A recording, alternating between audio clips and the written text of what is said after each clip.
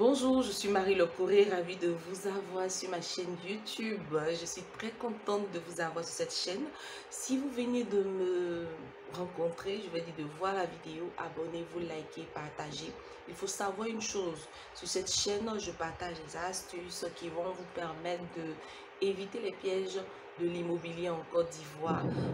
Je donne quelques petites formations pour vous permettre d'avoir le bon mindset qui va vous permettre de faire un achat dans le secteur immobilier en Côte d'Ivoire. Abonnez-vous, likez et partagez ma vidéo. Merci beaucoup et bonne arrivée.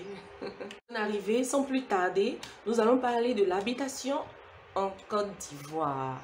C'est quoi l'habitation?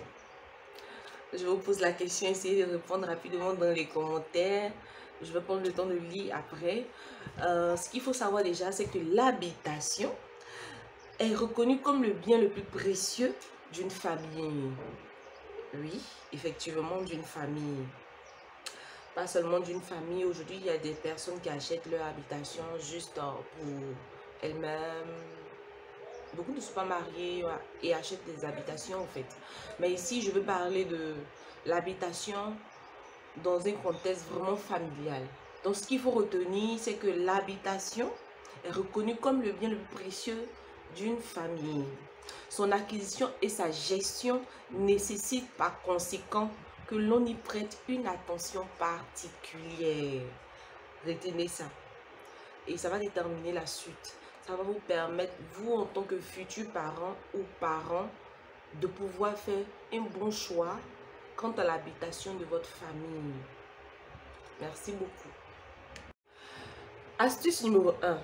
Si vous voulez acheter une maison, le choix du quartier est important ou capital. On n'achète pas ou on ne construit pas une maison dans n'importe quel quartier, dans n'importe quelle commune, dans n'importe quel endroit. C'est un bien que vous serez amené tôt ou tard à vendre ou si vous voulez à revendre.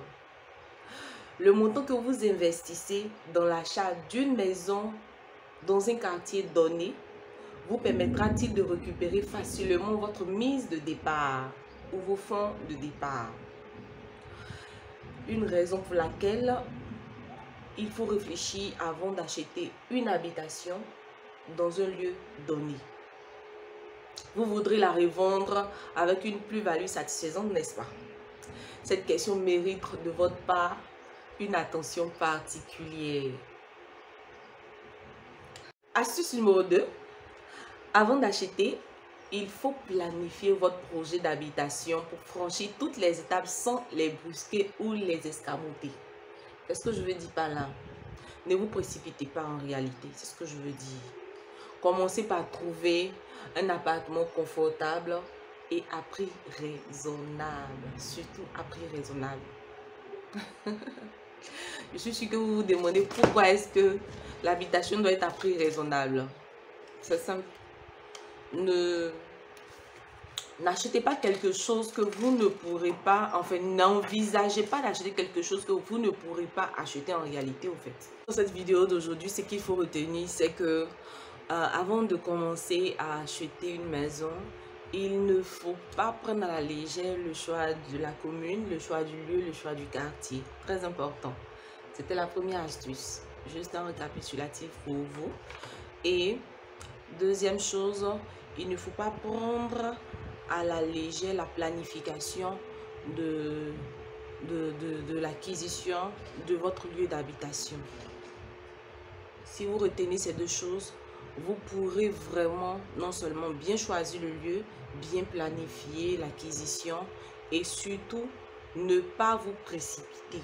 Ne vous précipitez pas, prenez le temps qu'il faut et assurez-vous que vous êtes en de bonnes mains et que surtout vous adressez à la bonne personne qui pourra au fur et à mesure de votre processus d'acquisition vous conseiller, vous emmener à éviter les pièges autres.